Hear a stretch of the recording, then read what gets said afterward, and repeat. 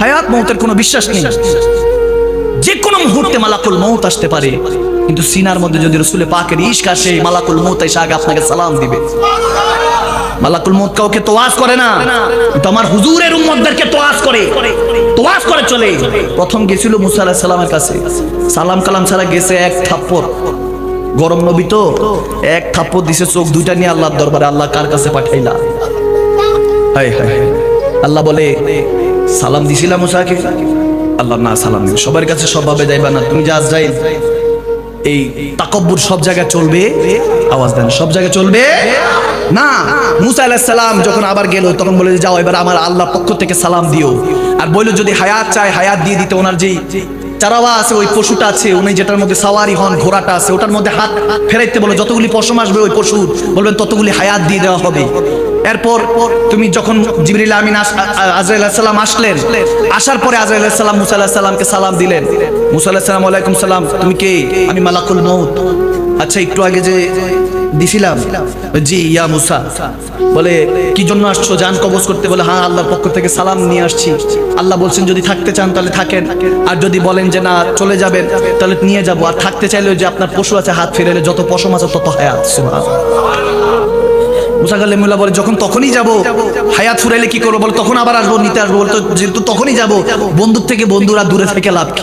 সুবহানাল্লাহ, যেহেতু মালিক পাঠিয়েছে তোমাকে, চলো। তখন আজরাইল আলাইহিস সালাম একটা প্রশ্ন করেছে, এতটুকু পর্যন্ত তো শুনছেন অনেক ঘটনা, এখানে আসেন এবার হাকিকত। জিজ্ঞেস করলেন আজরাইল আলাইহিস সালাম, তাহলে ইয়া মুসা আপনি আমাকে থাপ্পড় কেন দিলেন? এই কথাটা তো শুরুতে বললেও পারতেন। আমার সাথে এরকম ব্যবহার তো জীবনে কেউ করে না, আপনি নবী হয়ে এই ব্যবহারটা করলেন। কথায় কথায় খালি থাপড়ান। হারুন আলাইহিস সালাম থাপড় দিয়েছেন, এরকম থাপড়া থাপড়ি কেন করেন? নবী হয়ে আপনার নরম দিল থাকার কথা, কি করবো? আল্লাহ মেজাজ গরম দিছে। সুবহানাল্লাহ কন না? হায় হায়।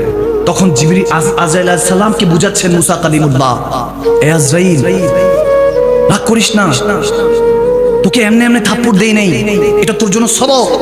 সবার কাছে দেদারসে যাচ্ছিস, তোর অহংকার হয়তো বা হয়ে গেছে, হয়তো আল্লাহ ফেরেশতাদের মধ্যে অহংকার রাখেন না, কিন্তু তুই মালাকুল মউত, তো তাকাব্বুর চলে আসছে, যাস। মা কান্না করতেছে, আল্লাহ আমার সন্তানকে ফিরিয়ে দাও, ফিরিয়ে দাও। তুই তো থাবা দিয়ে নিয়ে যাস। দুইটা বাস একসাথে যাচ্ছে, দুই প্যাসেঞ্জার, দুই বাসের প্যাসেঞ্জাররা জানে না এখন কি হতে যাচ্ছে।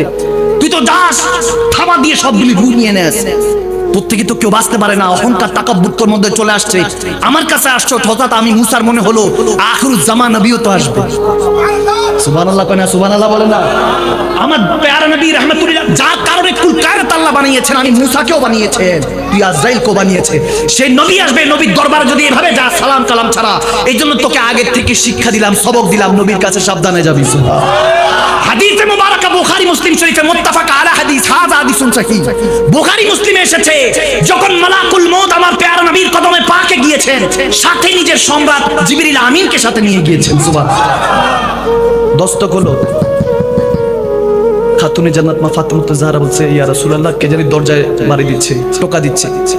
তখন আমার নবী মুস্কি হাসিতে বলে, সমস্যা নাই, আমার দুই সিপাহ সালার এসেছে, আল্লাহর পক্ষ থেকে জিবরিল এসেছে, আজরাইল এসেছে, আপনি মা ভিতরে যান, তাদেরকে আসতে দেন।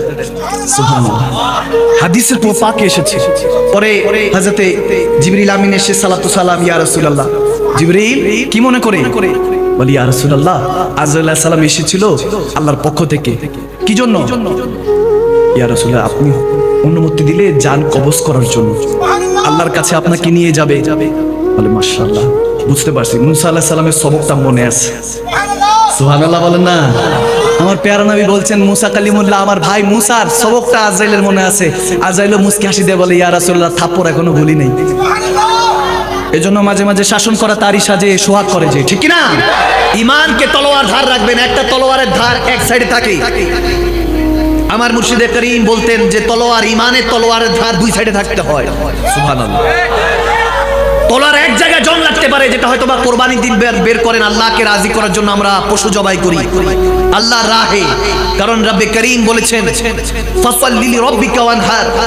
ওগো হাবিব, আমি আপনাকে আল কাউসার দান করেছি, সাথে আপনাকে বললাম যে আমি আল্লাহর পছন্দ। আল কাউসার আমি এখন তাফসীর করব, কিন্তু পছন্দ আল্লাহর হলো, আল্লাহর সেজদা হলো, আর দ্বিতীয়ত হলো কোরবানি। সুবহানাল্লাহ।